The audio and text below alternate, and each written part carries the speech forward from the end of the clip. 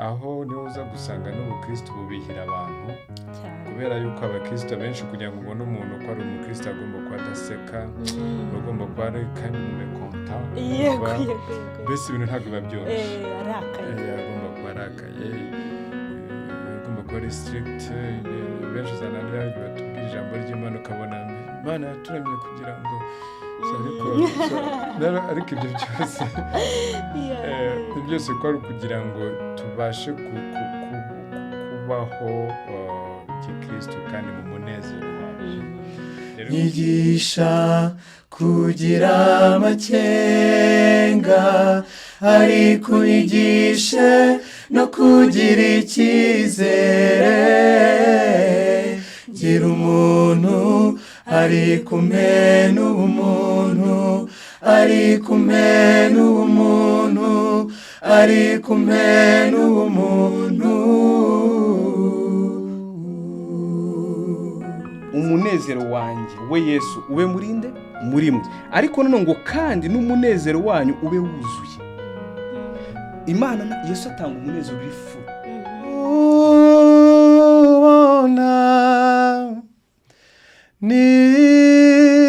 nishimye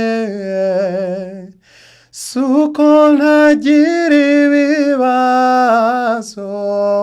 ahubwo mbirenza amaso aho kubwira Imana yanjye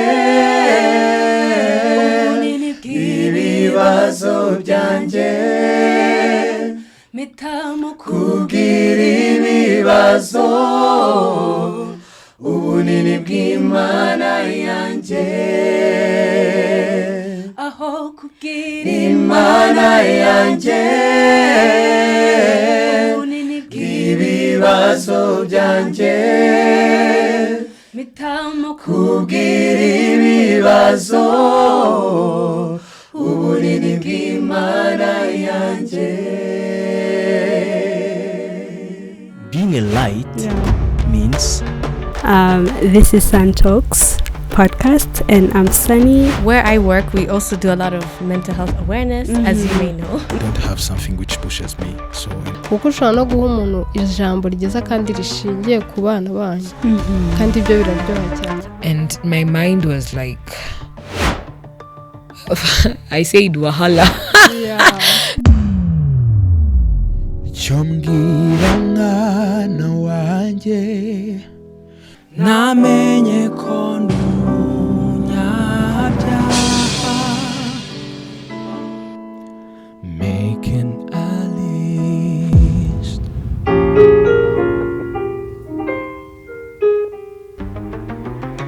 I have power to identify who I want to become. Yeah. Niyo yari irimo iryo jambo ngo kopi. Urayimenye? Ndafashe ifoto yawe mfite kopi yawe.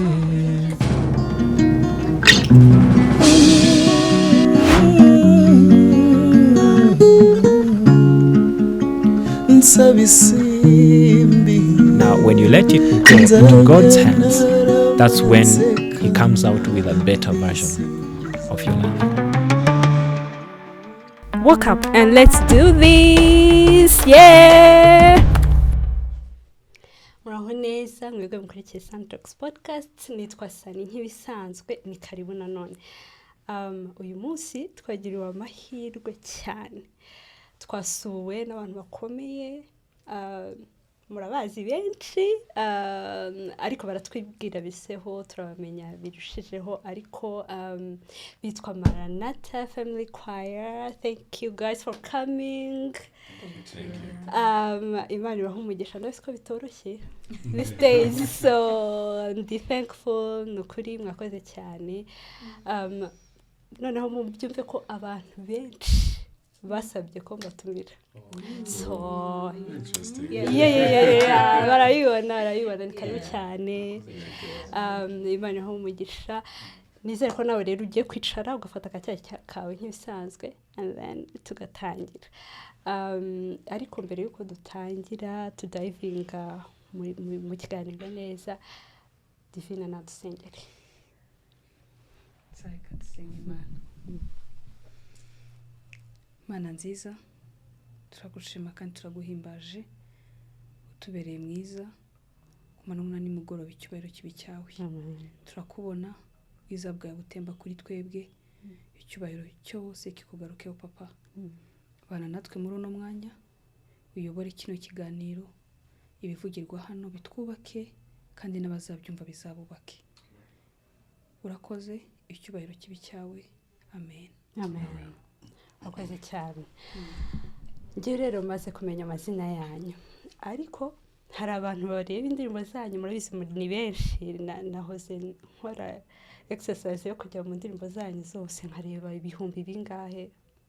Niba utarayireba ni ukuri genda ujye kureba kuri YouTube birahari. So hari abantu benshi bareba amasura yanyu, ariko nyine kuko ntago mwipresenta ntaki, basanga barabaza amasura neza, muhuye no mu nzira rwose bagusuhuza, ariko ntibazi uwuriwe neza. So exercise tugiye gukora ni ukwibwirana. Tugiye kwibwirana, ndarihera ahangaha utubwire uwuriwe muri detail. Muri detail. I like details. Murakoze. Ubwo ndavuga bikeya, then ibindi mwifuza kumenya murambwira. Nitwa Denise Ahishakiye. Ndirimba muri Maranatha. Titre mfitemo niyo muririmbyi gusa. Muririmbyi gusa yego. Yego, nkaba ndi umukristo. Utegereje Yesu. Gusa ibindi. Amen. Uririmba irihejwe. Muri Maranatha rero biri tricky. Ijwi ryose ushobora kuririmba uraririmba. Currently uretse base yonyine, ayandi majwi yose coach amayenda yaririmba. Muri ijwi ryose tenor ikigero, tenor, alto na soprano. Ariko mainly ni soprano na tenor. Wow. Interesting. Urakoze cyane. Ego tukomeze. Urakoze. Nitwa Manzi Robert. Nkaba muri Maranatha ndi vocal coach. Oh wow. Professionally nkaba ndi an accountant. Oh. The hardest thing, accountant. Know me. Okay, wow. Of course, our Christo, with a background in the Adventist.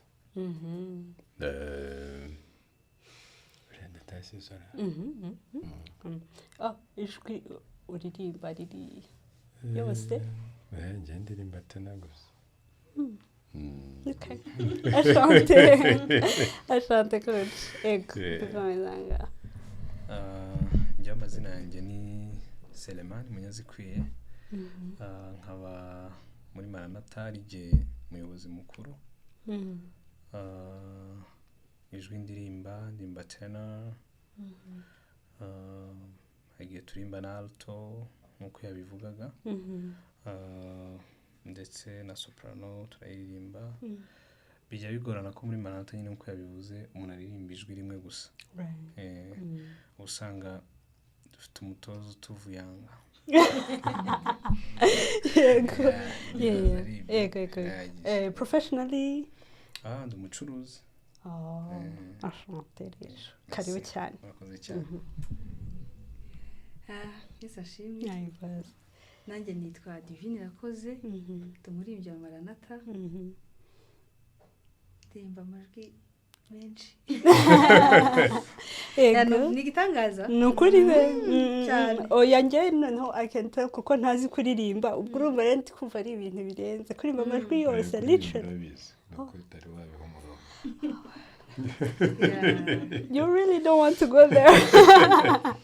No mugisha twagize kugira umutoza uduvana muri comfort zone, tukumva yuko tugomba kubyishakamo kandi bigakunda n'Imana ikadushoboza. Karibu cyane. Professionally ndi mu nzira yego zo kuba bobyita gute ako ka. Hallelujah. Imana ibikugendeshamo neza. Yeah. Oh yego muri kohali uri ushinzwe iki? Amasengesho. I understand now. Okay. Wow. Uri mu prayer warrior. Fatikanije na president. Twese actually. So ngizeyo gato nongera ku byo bakunze kubaza byo kuna kutubaza. So mainly so muri abafite ijwi ari position to so wenda no kwabasubije batya ariko so mainly ni soprano tenor and this is bass. So I can tell mwishwi.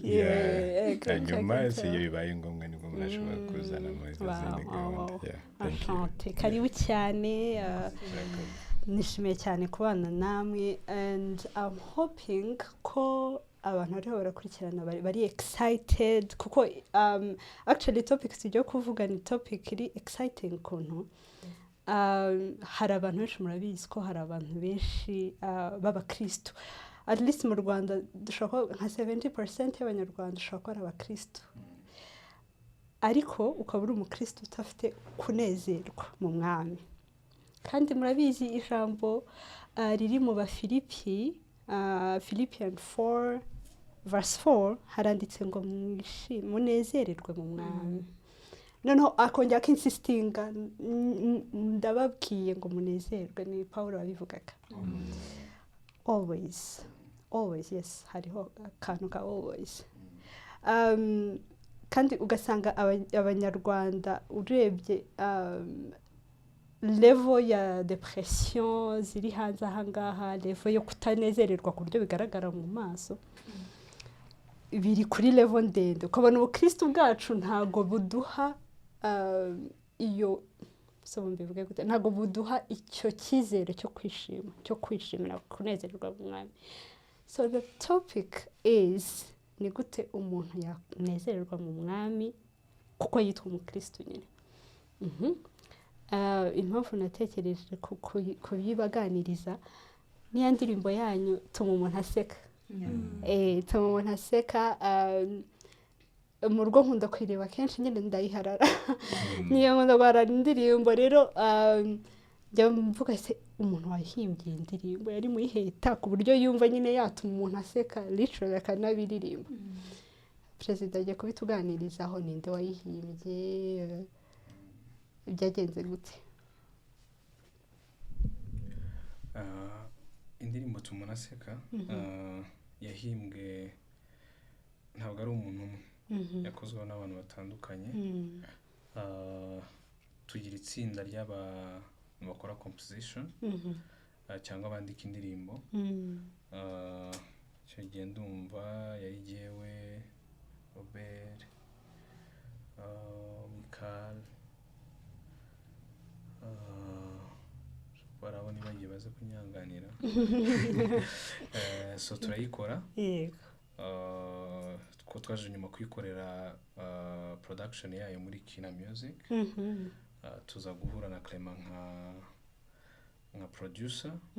So nawe dukoranaho agira ideas nawe yongeramo. So turayifinalizinga kugeza igihe tuyikoze kuri urumva rero abantu bagizeho touch n'abantu bagiye batandukanye.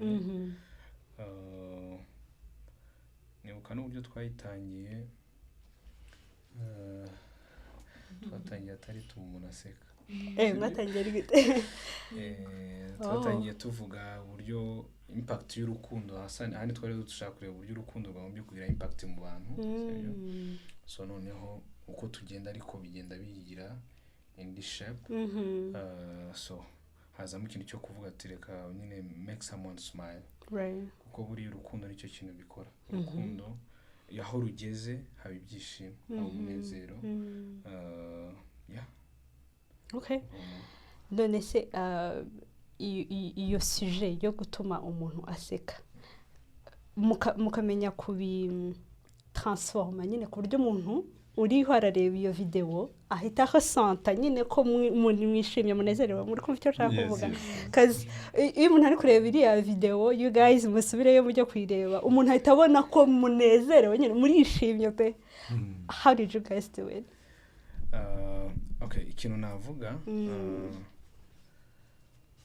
ni okay, buriya abantu bakora video hari ibyo badusaba buriya iri mu ndirimbo zatugoyemo niba navugamo gato kuko iyo abantu bari gushutinga barafata bwa mbere bagafata bwa kabiri biragorana ariko baratubwira ati you guys mugiye guseka nyine so turatangira turagana ariko kubera ko abantu tuba tumenyeranye byari ibintu byoroshye twageze aho dutangira guseka ari kugira ngo dufate image dutangira gusa tubwira na story ariko noneho turaseka bisigara ahubwo bigoranye ko tureka guseka yego munarabera ariko turanabishimira Imana kuko hari abo babisaba ntibikunde so ariko Imana kubera ko yashaka kugira ngo itange ubwo butumwa kugira ngo n'umuntu uzajya yireba azajye abasha kuyireba yumva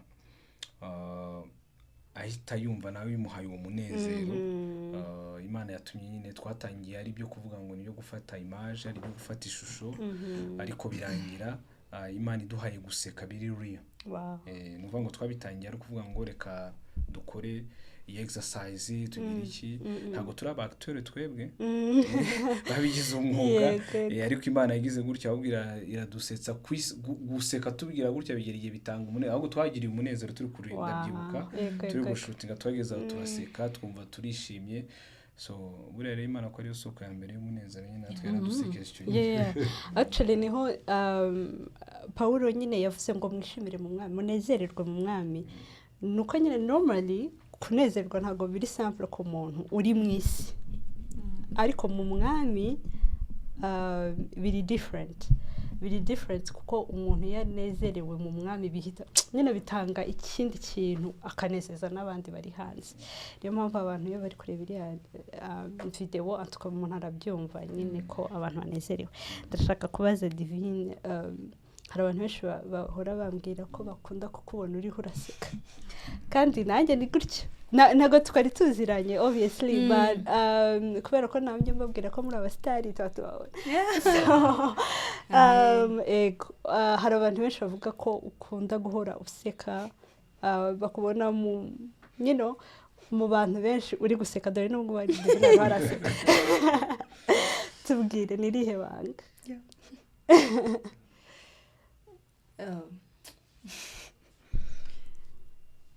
navuga gute se ni Imana ni Imana impamvu uze ngo ni Imana nuko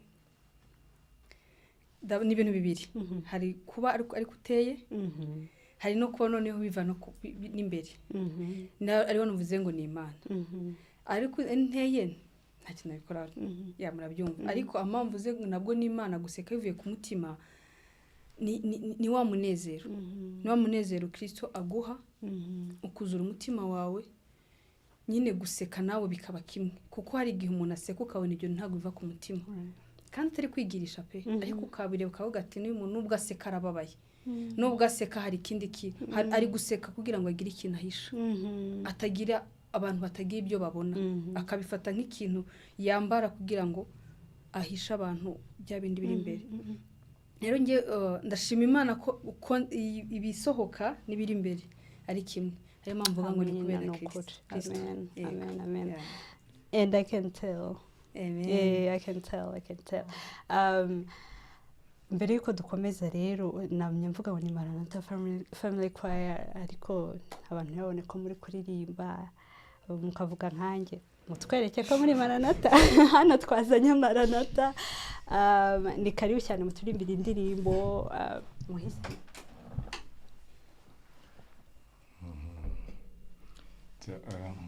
indirimbo tugiye kuririmba nyigisha nyigisha remix twakoranye na ya Knowless twakoreye remix so ni indirimbo wenda iri mu mujyo wa the context nizo ku indirimbo zacu raza gusanga zifite aho zigenda zihurira n'uburyo bwo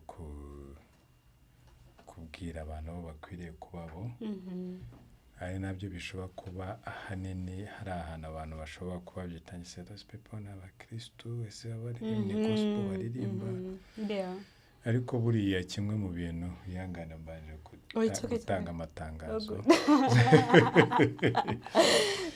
ariko kimwe uko twabayeho twibaza ese kubera iki igihugu pourcentage nini turi abakristo abandi nubwo batari abakristo n'abayisilamu uko bikoze icyo duhuriyeho n'Imana abatemo de Jehova ariko kandi magerageraho umubare ugabanuke ukiyongera kandi abakristo birwa batizwa buri munsi ukibaze kubera iki iyo ngiye mu kazi babantu mbona muri church ntabura nabo ku kazi ntago mbabona abo bantu bajyahe b'abakristo mbona muri church bajyahe nyuma yaho aho twaje kubona yuko hari Robert w'umukristo hako akaza kwa n'undi Robert cyane so rero twebwe message dutanga nigamije guhuza wa Robert wo muri church na Robert wo mu kazi na Robert wo wa hano twicaye wamubona ukabona ni umuntu umwe so rero ko ikitunaniza cyane nuko hari uburyo tudefining ubuzima bwa Gikristo ko hari uko bugomba kuba bumeze and hari n'ubundi buzima aho niho uza gusanga n'ubukristo bubihira abantu kubera yuko abakristo benshi kugira ngo ubone umuntu ko ari umukristo agomba kuba adaseka agomba kuba ari kandi umumekonta mbese ibintu ntabwo biba byoroshye agomba kuba arakaye agomba kuba ari strict benshi uzanana yaryo batubwira ijambo ry'Imana ukabona Imana yaturemye kugira ngo ariko ibyo byose byose ko ari kugira ngo tubashe kubaho Gikristo kandi mu munezero wabyo rero bimwe mu byo twifuje ko Imana idusobanurira mu buryo bwanyabwo mu buryo bukwiriye tubashe gusobanukirwa n'abo turibo n'iki Imana yifuje kuri twebwe ku buryo nitubasha kubisobanukirwa tuzabasha kubaho ubuzima bw'ubumana mu buryo bworoshye nikerere y'indirimbo ivuga yuko twigisha kuba abantu ndetse iduhe n'ubumuntu because straight away kuba ndi umuntu ntabwo bivuga ko mfite ubumuntu but when I ask for that grace Imana iradushoboza tukabiraza kandi tukabasha kubaho mu bumuntu amen so indirimbo yitwa Nyigisha gukora ka small part of it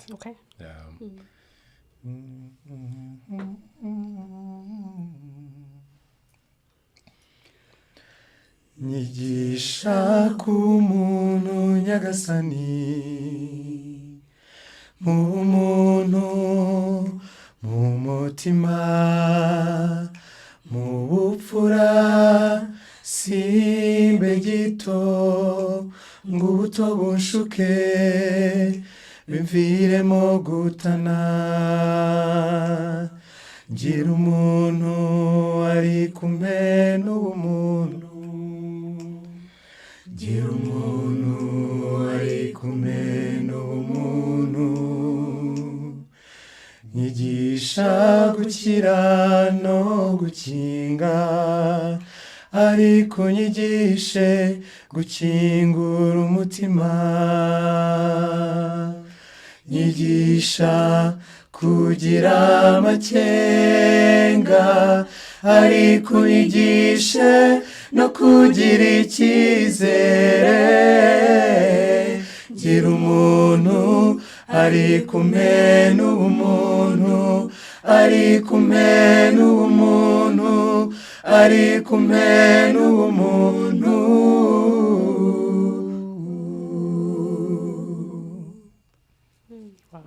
iri deep kwa kumaze kubisobanura mpise it's so deep abantu benshi ni abantu wa mugani ariko ntabwo bafite iyo humanity ariko umuntu yabyita ubwo bumuntu nyine twari dukwiriye kugira yabaye buhari izi ntambara zose zihari ntabwo zaba zihari so it's very important ko abakristo nyine yego ukagira ubukristo ariko ukagira n'ubumuntu twamye tuvuga ibintu by'abaganga which brings me there abaganga abasirikare abapolisi abashinzwe umutekano muri rusange abashinzwe donc amaserivisi ahabwa abaturage bo hasi hari ukuntu haburamo ubumuntu pe mwarabihamatse hari ukuntu haburamo ubumuntu kandi abo bantu ari abakristo bimwe twavugaga ariko nyine bakananirwa kureconcilia ubwo bukristo no kuba nyine umunyarwanda ugomba kuba umunyarwanda nyine ufite ubumuntu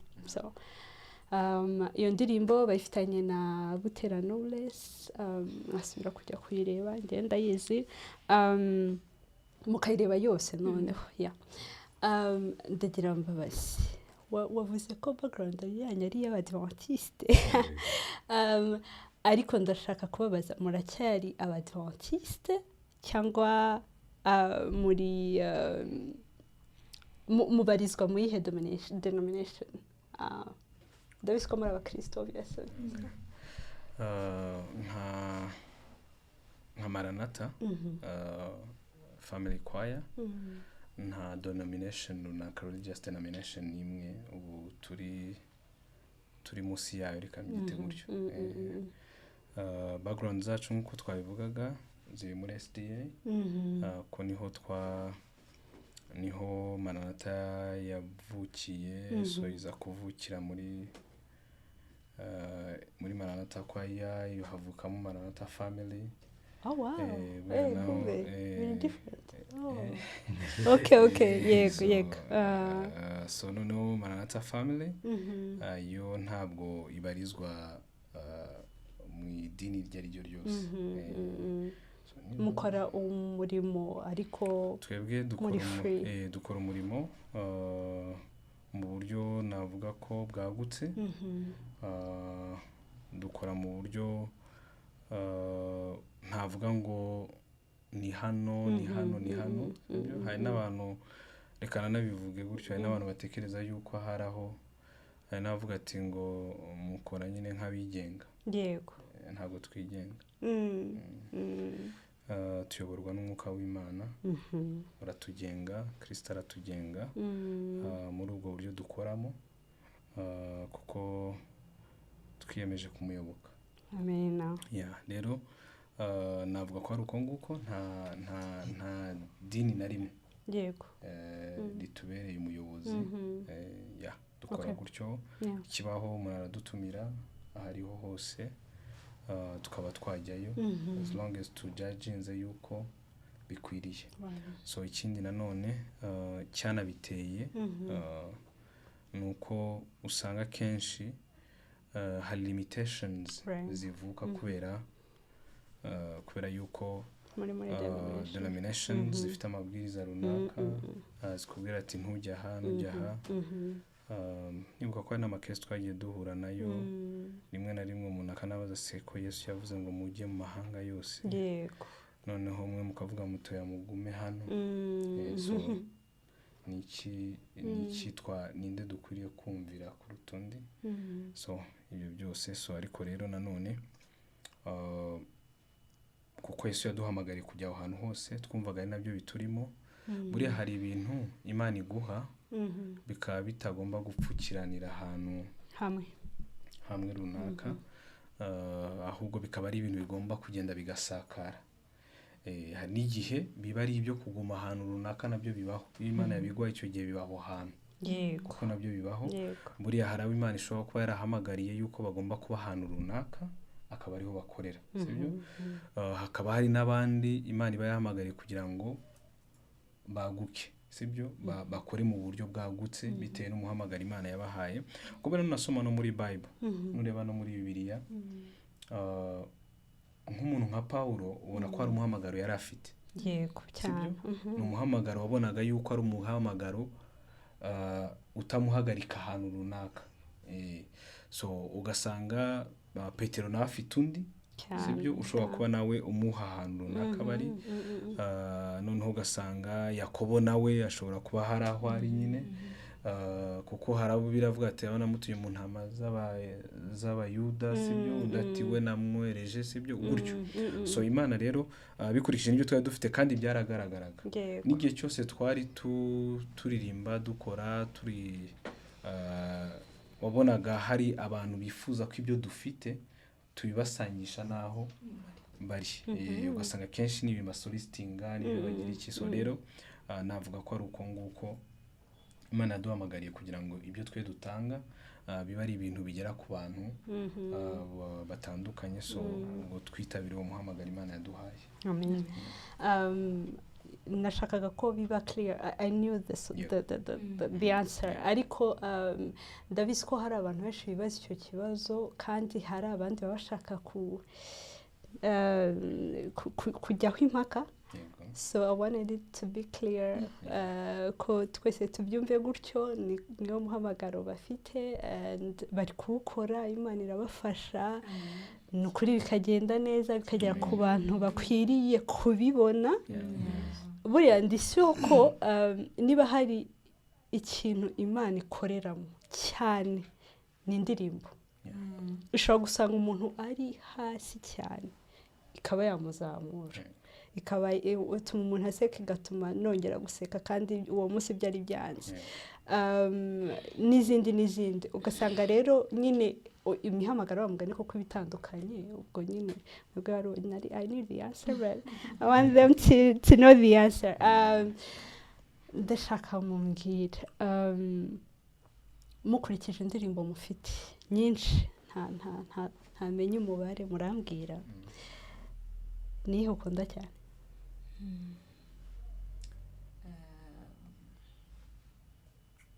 Mu ndirimbo dufite hanze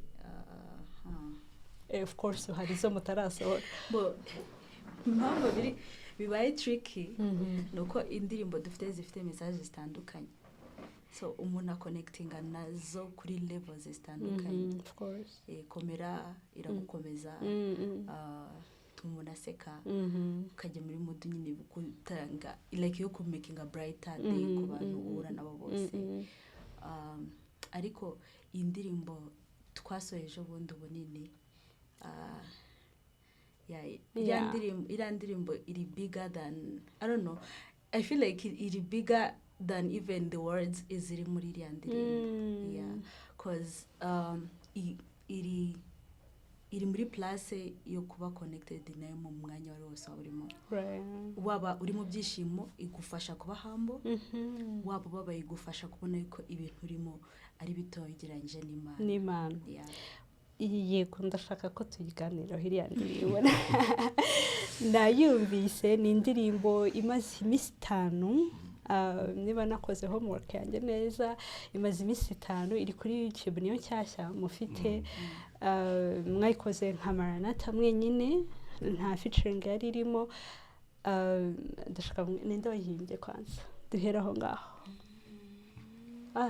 the boss okay ntabwo ari igihe wayihimbye ntabwo actually ariko I'm a kind of director nyine muri composition. So icyifuzo ndaza kubyita nk'icyifuzo ko n'indirimbo ubundi twahoranye yahozeho yego ariko in a form mu buryo twumvaga message ifite ituzuzanya so tugiramo agapati twumvaga koko kari gafite ubwo buremere buri gihe ariko tukahora dushakisha uburyo twahuza the verses kugira ngo zigire ubusobanuro n'iyo pati. Harimo pati ivuga ngo aho kubwira Imana ubunini bw'ibibazo byanjye mpitamo kubwira ibibazo ubunini bw'Imana yanjye. So kumvaga ari ikintu kiremereye cyane ariko indi message yayibanzirizaga tukabona itayisapotinga cyangwa ihereza ubusobanuro bwabyo. Hari n'indi version we yatwigize gukora muri studio n'amagambo nayo ahinduyeho ko n'abantu bumvise iyo remix ho gato ariko ntibamenye yuko hari impinduka zabaye ko hari amagambo twahinduyeho yazicara wapi umva ntabwo it's not connecting kumva ntabwo bihura n'uburemere n'ubunini bw'Imana iri muri iyo ndirimbo. So turakomeza tubitekerezaho tuzakureba se ni ubuhe buryo umuntu ashobora kwicara koko akameditatinga kuri iyi pati, ni ubuhe buryo twakoramo iyi ndirimbo bwatuma umuntu atari buze kuba distracted no kubyina, yego atari buze kuba distracted na techniques zindi zirimo mu kuririmba kandi ni nyinshi urumva atari buze kuba distracted na styling iri se ibi byose tubitekerezaho kugira ngo tuze kuyiha uburyo umuntu ari buze kwicara yayumva bigatemusha mwanya wo gutekereza. Icya kabiri tubijyanisha n'abo turibo. Abo turibo buriya mbere yo kugira ngo tube abakristo turi abanyarwanda. Ndi umukristo w'umunyarwanda. So tubiha byaranatworoheye kubitekereza muri sansi y'abanyarwanda kuko ngira ngo urabizi abanyarwanda uburyo tubayeho ntabwo dukunda kugaragaza ibi turimo uko ibintu bihagaze. So ku buryo buri gishobora kubona Divine nk'uko avugaga arimo araseka arishimye muri iyo video ituma umuntu aseka. Making someone smile does not always doesn't really mean yuko nta kibazo afite. Of course. Ariko aribyo uba ugomba kurenga ukisanga nyine umwanya w'uko twese tugomba kwishima. So ikibigufashamo rero kugira ngo uve muri ya moment of depression, ya moment iri deep down, kugira ngo wisange kuri level y'uko ugomba kuba wishimye, izo mbaraga aho zituruka. So rero kugira ngo tujye gusobanura icyo kintu umuntu uje kumufasha gutekereza icyo kintu kugira ngo wishime ntibisaba ko nta kibazo ufite, ahubwo you need to ask for God's grace no gusobanukirwa n'Imana, ingano y'Imana iri muri wowe ku buryo itagomba guterwa ubwoba n'ibibazo urimo guhura nabyo. So niko gutangira kuriya nubona nishimye ntabwo ari uko ntafite ibibazo, ahubwo mbirenze amaso kubera Imana iri muri jye. Njya nkunda gutanga urugero, buriya abana ba perezida cyangwa abana b'umwami ntabwo bakenera kuza kugusobanurira abo bari bo, cyangwa iyo bahuye n'ibibazo bajya kubwira papa urumva kanaka, no arakubwira njye ndi kanaka. Ako kanya niba hari umuntu wateje kose aho ngaho ako kanya yahita yibwira bati bigomba gukorwa. So rero kuko turi abana b'umwami ibibazo automatic ariyo twamaze kubyereka abo turi bo biradisappearinga, bikadufasha kunyura muri izo challenges turimo. So we wanted people first nk'abanyarwanda, niyo mpamvu buriya rifite style iri traditional, yego bifite bihuriye n'umuco nyarwanda nabo turi bo. Icya kabiri nk'abakristo ni gute tugomba kwitwara mu gihe twahuye n'ibibazo. Buriya hari akantu ku giti cyanjye ntajya nkunda cyangwa se ntishimira cyane kumva umuntu avuga ngo okay ibibazo biba bimaze kurenga umuntu, ariko umuntu avuga se Mana kubera iki jyewe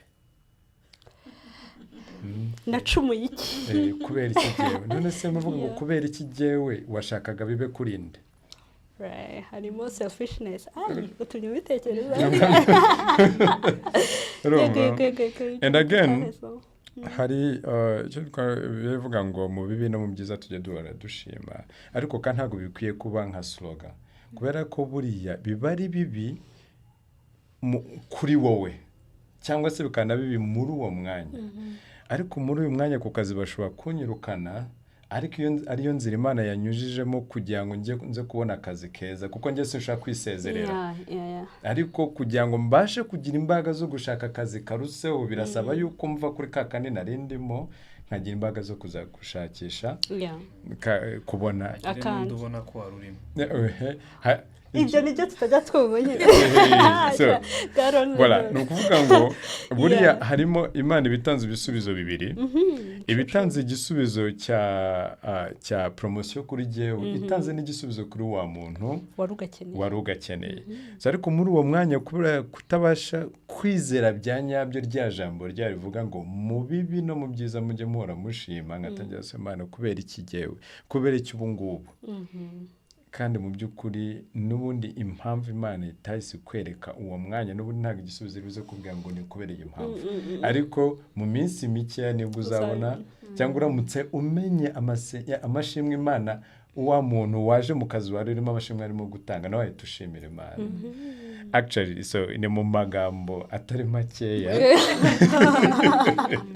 it's so good hano we talk iyo ndirimbo idufasha muri iyo context kandi twifuza yuko abantu bayifashisha muri ubwo buryo cause ntabwo ibibazo dufite mu by'ukuri hari ahantu bihuriye n'imbaraga z'Imana ziba muri twebwe buriya Yesu igihe yazaga yaduhaye urugero rw'uko muri twebwe harimo ubumana n'ubumuntu so ibyo bintu ni ibintu biba hamwe so ntabwo ari umuntu uba ujyana akaba umuntu yagira andi akaba Imana ni ibintu biri mu muntu umwe so tugomba ku exercise tukabikoresha kandi tukabiryohera urakoze cyane indirimbo mujye kwireba iri so deep ariko nyine menya iba deep ariko umuntu ari muri ibyo bibazo kubera ko njye nayumvise ndi questioning I questioned myself ndavuga ati donc ibibazo mfite ndiho ndabisumbisha Imana maze iminsi ndi muri griefs ebyiri donc umutante wanjye yarapfuye umuniyese wanjye ahita amukurikirana twarashyinguye uyu munsi ejo ako kapititi nisi karapfa so it was hard noneho to be vulnerable enough nasaga ntabwo narakariye Imana nyakwirakarira ariko nyine ntabwo nayivugishije tu naracecetse silent treatment literally warayirakariye ukayitinya rari urakarira umuntu ukora ko bati nimubwira yego hora murakariye ariko buriya tujya turakara Imana nitwe sincere n'Imana nibaza ko ari abantu dusanga gutyo bavuga ati kubera ko ku ruhande rumwe twayirakariye ariko ku rundi ruhande turayitinya avuga uti reka kambigume gutyo ego ndicecekera iyi ndirimbo yanyu rero nayumvise ndi questioning cyane kuko nahamatse ko ubwo nyine nshobora kuba nararushije ibyo bibazo byanjye cyangwa uburemere bwabyo like kuko grief iri so hard noneho nkabirutisha nyine ubumana bwayo which is crazy Imana imbabarire ariko nyine impamvu mbivuze gutya ni uko kubivuga bisanzwe biroroshye umuntu ari mu bihe bye bisanzwe uri guca mu bibazo nyine nk'ibyo ngibyo bisanzwe ariko iyo ari ibibazo biri deep hari ukuntu wibagirwa n'ubwo bukristo wari ufite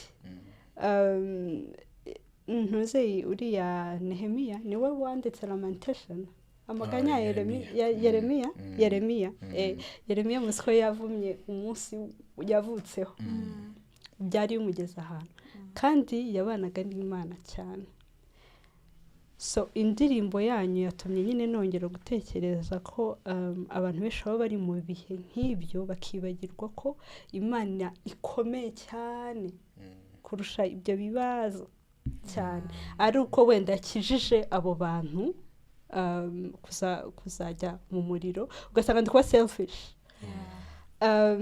wenda niba wabuze ako kazi wa wundi yaragakeneye kurusha kuko wowe wenda ufite ibyo kurya mu rugo like nyine bisaba ko tutaba selfish enough kugira ngo twumve ko noneho Imana iruta ibyo ngibyo ndashaka muyiririmbe niyo yaba ariyo turi buherereho ariko ndabinginze you guys mujye kureba iriya ndirimbo.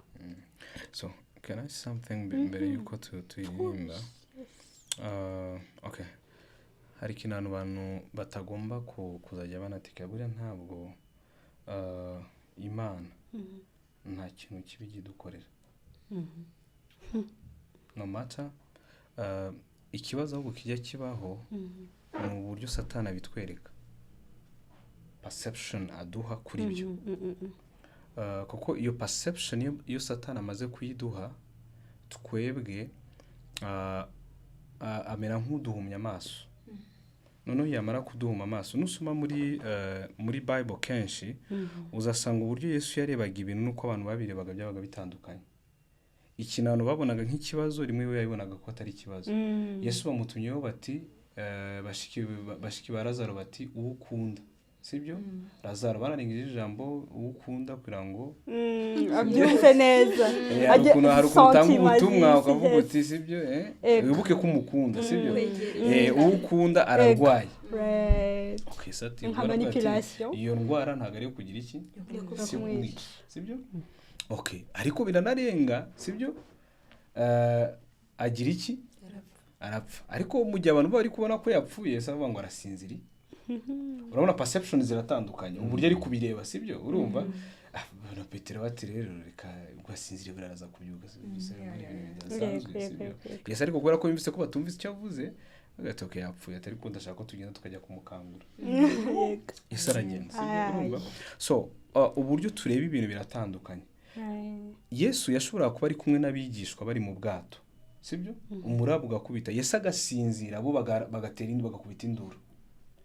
Urabona abo bantu babiri, sibyo? Ntabwo bari kubona ibintu mu buryo bumwe. Yesu arasinzira, ndetse birivuga ko Yesu yarahagurutse, bo barageze baramubwira ati turapfuye ntugize iki? Mubyitayeho, sibyo? So urisinziriye. So Yesu ariko ahagurutse acyaha umuraba, ariko amaze kucyaha umuraba biravuga ngo abagaya kutizera. Urumva ikintu abagaye? So ruvuga ngo uburyo batatse ntabwo batatse nk'abantu bazi ubunini bw'Imana, sibyo? Ariko Yesu we mu kubyuka, sibyo? Bamukanguye, sibyo? Yabyutse muri bwa bunini bw'Imana. Yabyutse muri bwa bunini bw'Imana, sibyo? Arangije abwira iki? Abantu baricaye ibihumbi birenga 5, sibyo? Bo barabirebye bati umva rero, sibyo? Tsezera abantu inzara imeze nabi, sibyo? Ikiwaba. Yesu ati no, we uburyo areba ibintu ati oya, sibyo? Ahubwo mwicaze iki? Abantu muwagaburire. Yesu niko yanababwiye. Agatse ati niyo waba ufite amafaranga, bavuze amafaranga muri Bible singiye gusomera ni avuga ati ntiwabasha kugaburira abano bantu. Ese avuga ati se mufite iki rero? Bavuga ati umwana witwaje amafi dufite umwe bamupfunyikiye, avuga ati yabibizane. Yesu arangije nta nubwo yavuga ngo mana bitubure, ntago ariko yasenza ahubwo ngo ashima. Give thanks. Arashima, maze gushimagira atya barasangira. So ikibazo kenshi kibaho ni uburyo tureba, sibyo? Satani ashaka kuduha perception y'ibintu, sibyo? Agahindukiza amaso yacu akayaha uburyo tugomba kureba ibintu bitandukanye nuko Imana ibireba. Ubundi cyagihe abigishwa mu by'ukuri yaba bararebaga ibintu nkuko Imana ishaka ko babireba. Igihe Yesu yarasinziriye, umuraba ugakubita. Kuko Yesu ntabwo yabwiye ngo tugende ngo tugarukire, ngo tugende ngo yabwiye ngo twambuke tujye hehe? The other side, sibyo? Yesu arangije arimanukira ajya kugira iki? Kwiryamira. Ubwo aryamye, icyo bagomba gukora mu by'ukuri tugende murafite kwiza cyangwa umuraba wakubitaga.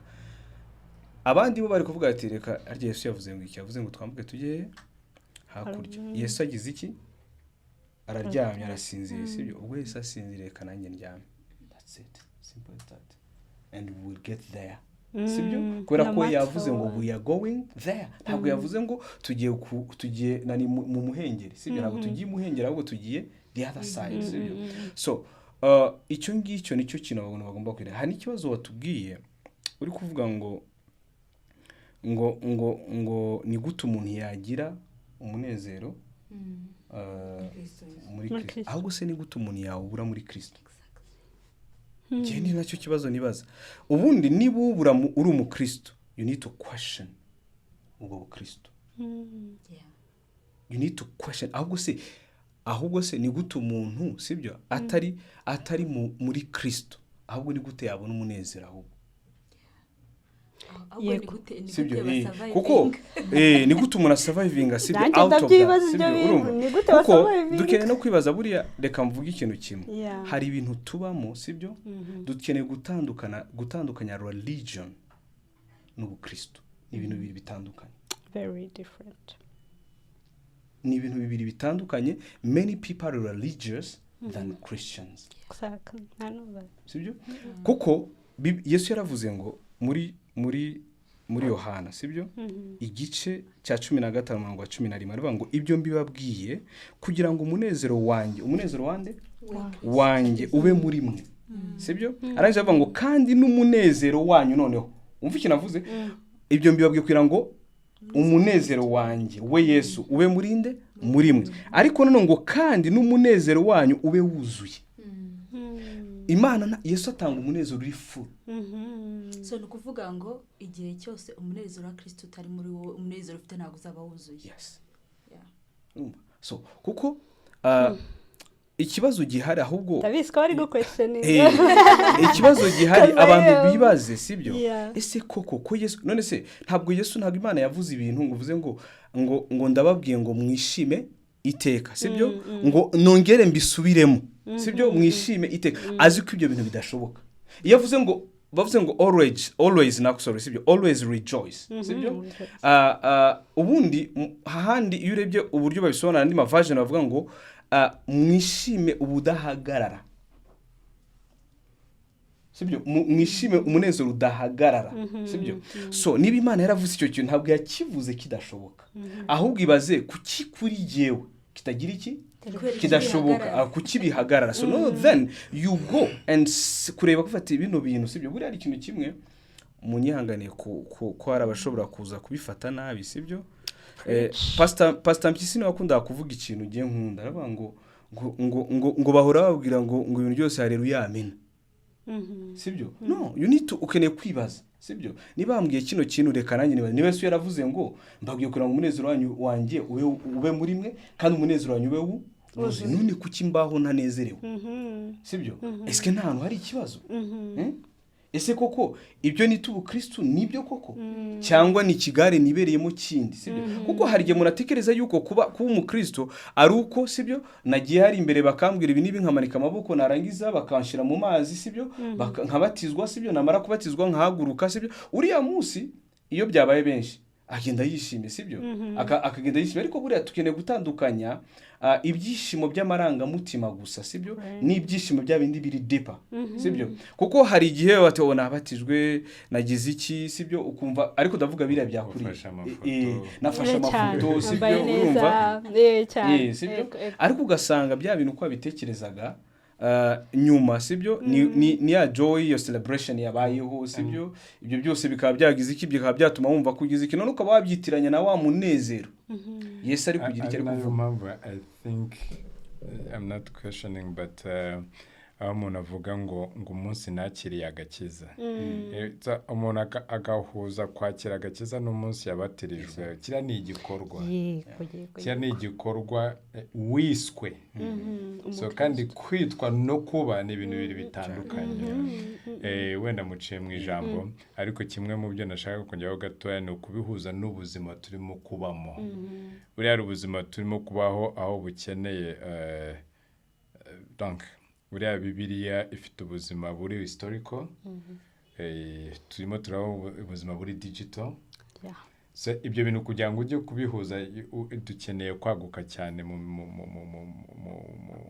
mu bukristo bwacu no mu mitekerereze none mukabaho umukuri kw'ibyo bintu nk'urugero kugira ngo ubashe kunezerwa kandi urimo mu maso yawe cyangwa se mu buryo bw'umubiri urimo kubabara dukwiye gutekereza muri sense yo kureba nk'umwana buriya umwana yafashe urwembe ukarumubuza ararira ndetse uriya mwana abashije no kuvuga umubabaro afite avuga ariko mama kubecyo umbangamira ko kinifatira akantu buri gihe ntubusha ararimo ararwanira urwembe ariko mu by'ukuri wowe umubyeyi urimo kumwaka urwembe arimo aramugirira nabi arimo aramugirira neza ariko umwana ntibimubuza kurira nibwo buryo tubamo zanze actually niyo mpamvu buriya dukwiye no kwitonda ibintu dusaba Imana, kuko you just don't know niba utarimo gusaba imodoka yo kujya kukunaga muri rigori. You just don't know niba utarimo gusaba amafaranga yo kukujyana imageragere. You just don't know ko utarimo gusaba inzu mu gitondo iri buze kukugwaho. Ntabwo ndimo kuvuga ko ibyo byose tutabikeneye, ariko impamvu Imana ishobora guhitamo kimwe muri ibyo ngibyo nuko yize umumaro wabyo kuri twebwe. So mu gihe rero Imana irimo kumitiramo kandi afite ibindi ndimo gusaba, so niho nkura guhabana ko kunyurwa no kunezerwa mu Mana n'ibyo ndimo gusaba. So rero niyo mpamvu dukwiriye kureka ubushake bw'Imana kari bwo buba mu buzima bwacu akabwo tunezererwa, kuko we never know of what you're asking for, icyo biri buze gukora mu buzima bwacu in case koko Imana iramutse ibiretse uko turimo kubisaba. Hari akantu muri Bible kavuga muri Galatians niko gahura n'icyo Robert yaravuze, kavuga yuko iyo umwana akiri muto sibyo ngo abameze nk'umugaragu, sibyo buriya umwana uri mutoya ntago ashobora gutwara imodoka ya papa we, ariko iriya modoka niye. Ariko umugaragu ashobora kumubwira ati umva itonde, sibyo kubera iki, kuko ntago ayinjoyinga sibyo nkuko yabishakaga, ariko iyo amaze gukura agira iki, arayinjoyinga sibyo. So ikindi ndi kuvuga kuri biriya bijyanye n'uwo munezero tugira muri Kristo, buriya abantu benshi ikibazo dufite twitiranya kwizera n'imyemerere. Many people we do not believe in Christ, ahubwo dufite imyemerere y'amadini yacu. So tugafata imyemerere sibyo tukayita ko ari faith sibyo. So imyemerere it is not faith sibyo, ahubwo faith. Ubundi reka mbwire ngewe, reka ngwe nk'urugero, umwana sibyo iyo ari kumwe na papa we sibyo aba yumva nta kintu cyagira iki cyamukora, that is faith. none se sorry kuguca mu ijambo kugira ngo bihuze. kare mwavuze kuri kuba religious no kuba Christian, noneho hagarutse noneho n'imyemerere no kwizera. Ubundi kwizera kukugira umukristo sibyo, hanyuma imyemerere kugira umunyedini cyane. So rero hari igihe abantu bitiranya. So ubundi umuntu wizera nta kuntu atakwishimira muri Kristo, impossible sibyo, kuko ubundi se reka nkubaze nini bwa bunini twavugaga, wabuzi ko Imana yawe ari nini sibyo, ukabuza iyo kwiruta ibyo bintu byose sibyo, umunezero ukagendera hise. It is always there, uzawurumva uri full sibyo. Ariko sibyo kubera ko imyemerere ntabwo nta link. Wumva Imana iri hariya nawe uri hano, wumva Yesu ari hariya nawe urigize iki, uri aho ngaho sibyo, urumva so ukumva ni ibintu muri kure sibyo. Ariko reka nkubaze Yesu muri kumwe gutya niki cyagutera uvuga ko sibyo. None Yesu yaravuze none ati jewe nzaba muri mwe indani sibyo, nzaba muri mwe sibyo. Niyo mpamvu rega hari Yohana yaravuze ngo sibyo ngo uri muri twe sibyo aruta uri mu isi. Amen. Sibyo is bigger sibyo, aruturi uri mu isi sibyo. So mu gihe tuzi kuri muri twebwe aruturi mu isi sibyo, ahubwo bya bintu biraza sibyo. Reka mbe bigaragaza uburyo abantu bareba ibintu bitandukanye. Dawidi yagiye kurwana na Goliath sibyo, Goliath ari kuvuga abantu bamenyereye urugamba sibyo, bamenyereye iki ibihumbi magana, aravuga bose bagakangarana sibyo.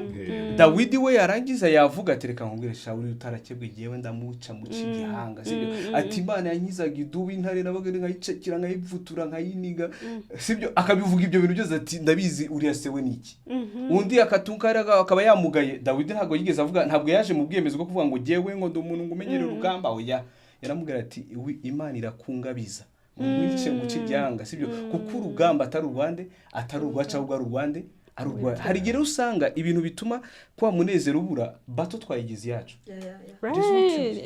sibyo. So buri hari bato ugomba kuzajya ureba ukavuga ati izi bato nizera Right. This is a holy, something you do not touch.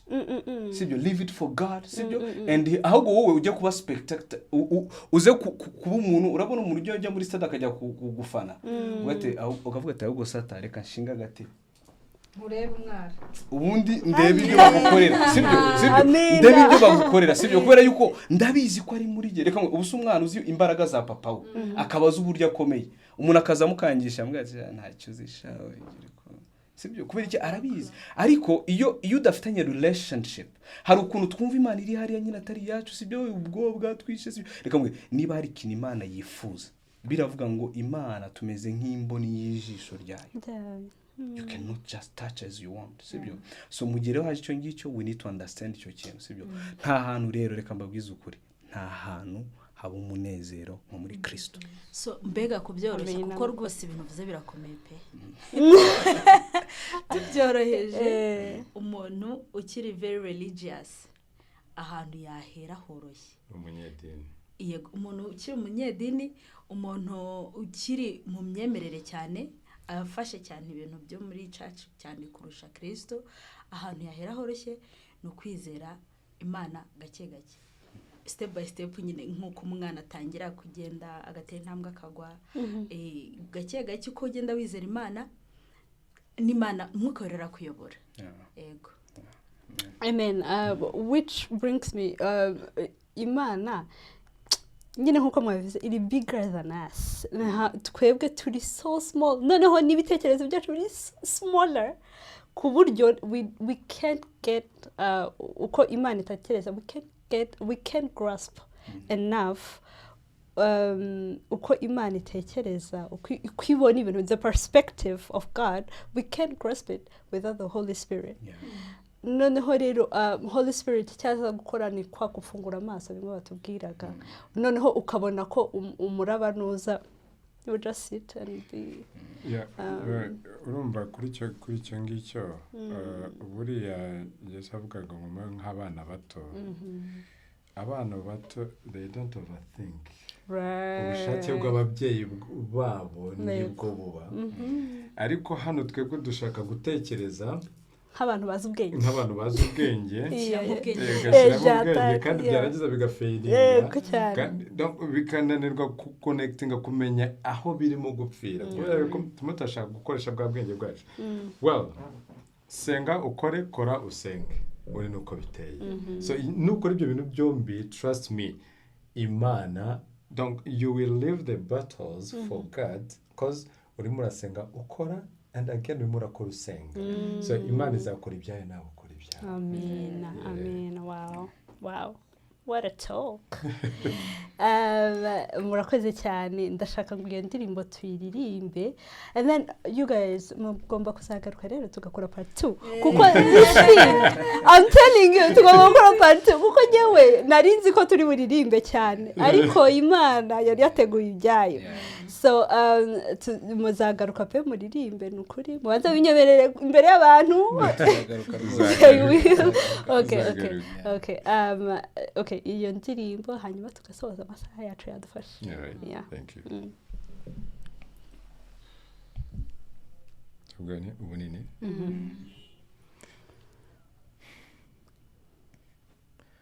Nubona nishimye mu maso hanjye hakeye, nuzuye amahoro, intege zidacogora, ujye wibuka ko namurikiwe na rya jambo, umutima wanjye wuzuriye igitwenge, iyo umubabaro wanjye ubyaye intimba nyinshi, utwikiriza inseko yanjye, nkaturisha umutima, umva ijwi rya wa mwungeri wanjye akampishira inenge yuzuza igikombe cyanjye kigasesekara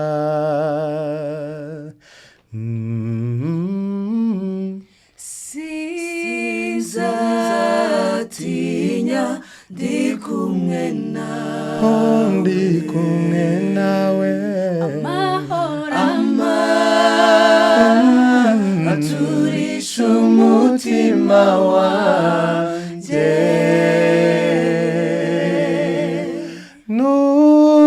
nubona nishimye suko ntagira ibibazo ahubwo mbirenza amaso aho kubwira Imana yanjye ibibazo byanjye mpitamo kubwira ibibazo ubunini bw'Imana yanjye aho kubwira Imana yanjye ubunini bw'ibibazo byanjye mpitamo kubwira ibibazo ubunini bw'Imana yanjye.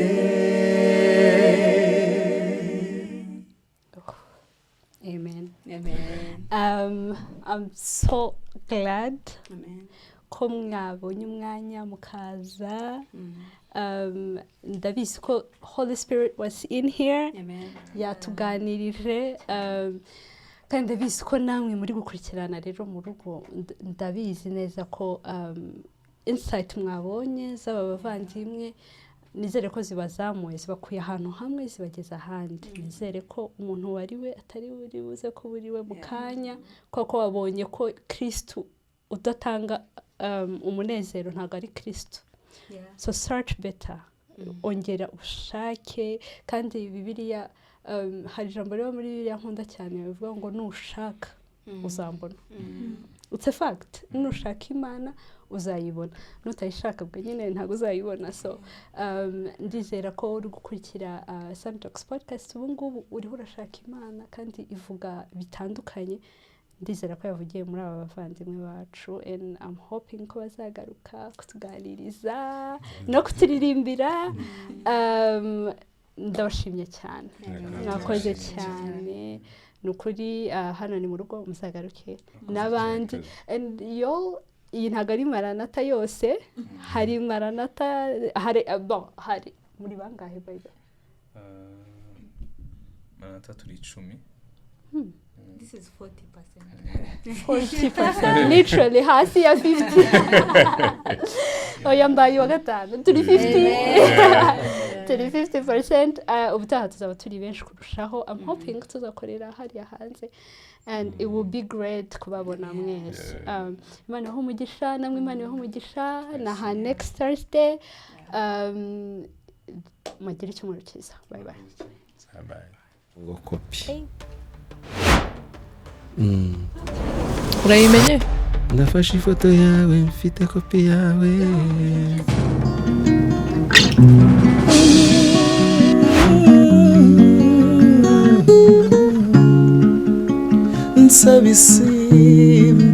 Now, when you let it go into God's hands, that's when He comes out with a better version of your life. Wake up and let's do this. Yeah.